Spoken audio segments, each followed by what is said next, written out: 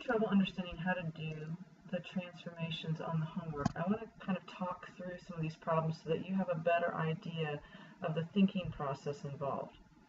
So when you see this graph, it looks kind of tracing along here, this graph right here, the first thing you should think of is which parent function does it look like, and hopefully you thought of 1 over x, which looks basically like this.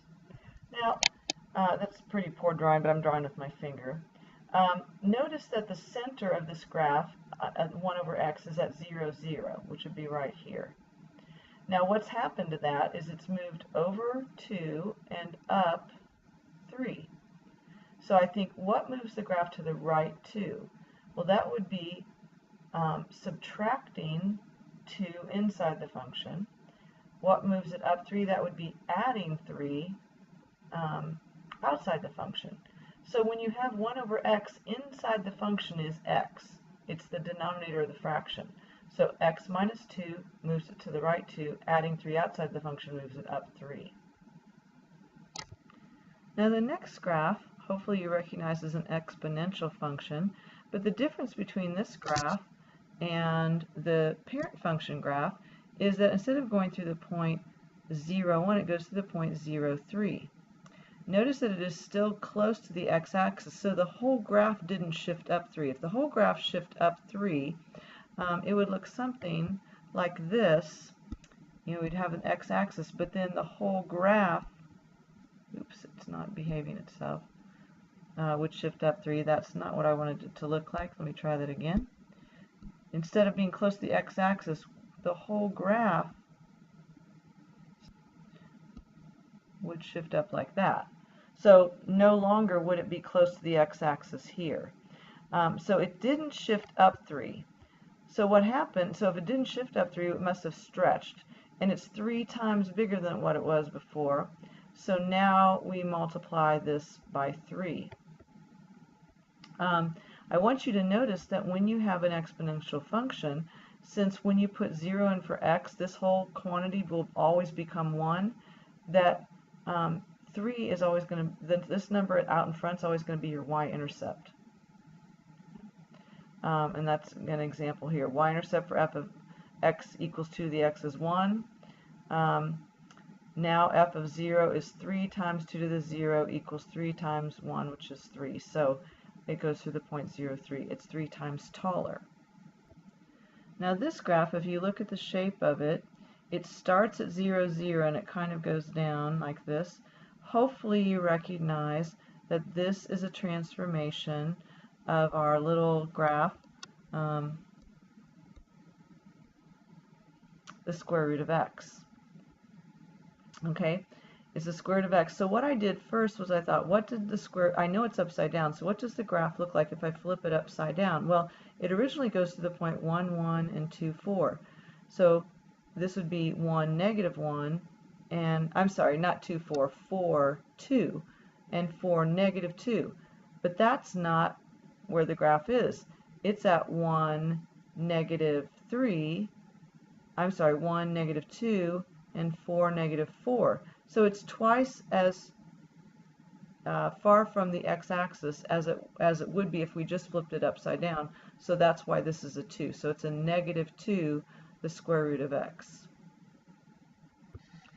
Now I'll talk about these three together.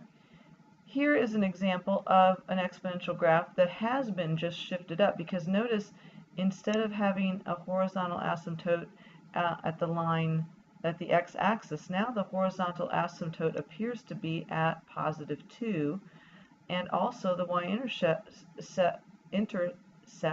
has shifted up 2 points, 2 notches up. So it looks like just the whole graph has shifted up 2. So we just add 2 to the outside of the function.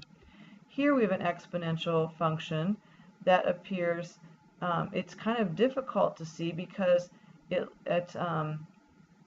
looks kind of like it's shrinking towards the x-axis, but what's actually happened is it shifted to the right 3. It's still close to the x-axis here, but this y-intercept now has moved over here. So when you shift right 3, it means you're subtracting inside the function. Well, inside the function for an exponential function is the exponent, because that's where x is. So we subtract 3 from the exponent. This whole graph, this is a 1 over x squared. Just to give you a quick drawing of that, just to remind you what 1 over x squared looks like. It looks like this pretty much, kind of. And so, and it has a horizontal asymptote at, oh, I just undid the drawing. Anyway, it has a horizontal asymptote at the x-axis, and the whole thing is shifting down 4, because now our new horizontal axis is at -4. Now, these graphs aren't really a whole lot different as far as being so much trickier, maybe a little trickier, I suppose. What we have here is an x cubed graph, but we have 4 different x cubed graphs, so just kind of take them one at a time. This one, all that's happened is it's shifted to the right 2, this one shifted to the right 4, left 2, and left 4. Right and left shifts happen when we do something to the inside of the function.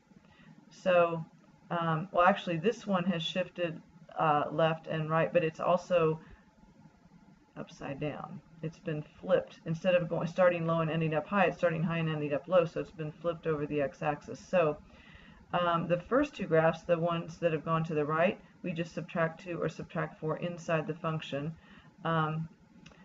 These are originally y equals x cubed, so you inside the cubed part, you subtract. The other 2 have been flipped vertically first, and then add 2 or add 4 because it's shifted to the left. This graph is just a parabola that has been shifted up 2. So that's this one right here. This is a cubic graph, and this is a cubic graph flipped upside down. So if you can recognize it as 2 cubic graphs, it's really not a difficult transformation. These are all absolute value functions, so just look at each v individually, and the only thing that's different about them is that their slope has changed. So figure out, instead of going through 1, 1, well, one of them does go through 1, 1, so that's the original function right here. This, however, goes through 1, 1/2, or no, actually it's probably more like, 1, 1/4. You go over 4 and up 1, so it has a slope of 1/4. This one has, you go over 2 and up 4, or over 1 and up 2. So if you just look at some of the points it goes through, you can figure out the slopes, and you figure out 2 of them are lower than the original graph, so they have slopes less than 0, and 2 of them are higher. Remember, when you multiply outside the function, it does what you think it does. Higher numbers make it steeper or higher, lower numbers make it a shallower graph. Okay, if you multiply an entire function by -1, it reflects across the x-axis. And what happens if you multiply just x by -1? So these were just sort of an exploration. Here's the original exponential function. Here's the exponential function flipped upside down when you multiply outside the function. Here is the exponential function flipped to the left as you raise it to a negative x power. Now the third graph is the same as 1/2 to the x. Why? Because 1/2 and 2 to the -1 are the same, and 2 to the negative x is also the same as 2 to the -1 times x. So with exponential functions, depending on the way you write them, you can think of them different ways. So the horizontal reflection of 2 to the x is actually 1/2 to the x, which is kind of an interesting thing. And this is an example I think I did in some other notes. The square root of x goes this direction, and then so it would be the square root of -x. I'm going to skip over this section for right now because this is kind of an involved topic involving your graphing calculator and how to work with it. So I'm going to skip over that for right now and move on down to the bonus problem. Okay, I guess actually It's called the final challenge problem. Now, being able to see these equations and what they are is kind of the hard part at first. So obviously we've got a couple of absolute values functions here and here. Since they were obviously, this one was shifted up and it was stretched. So it was shifted up 1, 2, 3, 4. So we add 4 outside the absolute value. And now we move over 4 and up 1. We see that the slope is now not going over 1 up 1, it's going over 4 and up 1. So 1/4 rise over run would be the slope now of that line, of that absolute value. Here we can think of, first we flipped it upside down, so it's negative the absolute value of x, and then minus 4, we flipped it upside down and then slipped it down 4, and it also has the same slope, only it's obviously negative 1/4. Now, these graphs to the side are all absolute value graphs. Here's an absolute value graph, another absolute value, another absolute value, and another absolute value. This one has merely been shifted to the right 4, but then instead of going over 1 and up 1, it's over 1 and up 1/2. So originally the absolute value function went through the point 1, 1. So if we just shifted it over, it still should go over 1, up 1 for the first point, but it's only 1/2 as tall. So that's where the 1/2 comes from. I guess it didn't shift over 4, it shifted over 3. 1, 2, 3. So x minus 3 shifts it to the right. Then this is the same graph, only turned upside down, so we make that a negative 1/2. Then this graph is shifted, if we think about, we shift it to the left, we're adding 3. You could do it one of two ways.